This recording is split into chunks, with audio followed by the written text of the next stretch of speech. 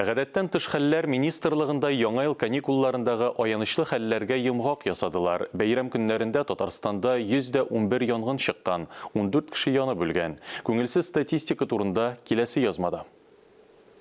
Яңа елның беренче көненнән башлап янгыннар нәтиҗәләре турында министрлыкка аянычлы хәбәрләр килә башлаган. 10 гыйнварга янып үлүчеләрнең саны 14 кешегә җиткән.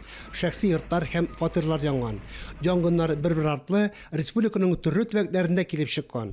Түбән Камада күп фатирлы йортның беренче катында 3 бүлмәле фатир яна. Бәхеткә корбаннар булмый. Янгын сөндерүчеләр 14 кешене коткарган. Шуларның 6-сы балалар. Шул ук көнне Чаллыда да фатир яна. Ират гәүдәсе табыла. Ул бүлмә уртасында кәнәфидә утырган була. Әгәрҗи районда янгын вакытында тагын бер иратны да шундый хәлдә таба алалар. Агач чыр тулысынча янып бетә. Янып үлүченең бирегә яңа елны каршылау өчен Ижевск шәһәреннән килгәнлеге ачыклана.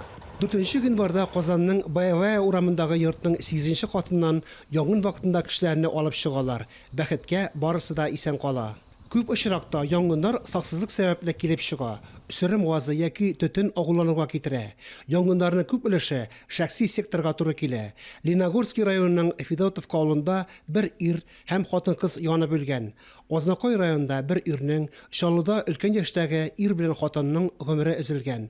Аларның гәүдәләрен йокы бүлмәсендә табып алганнар.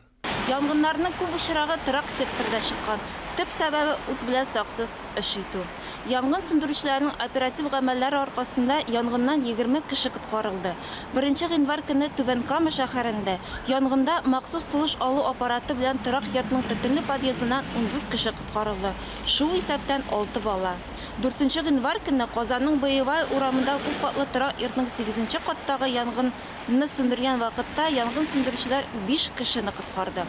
Тагын бер кешене коткаручылар 5 гыйнвар көнне коткардылар.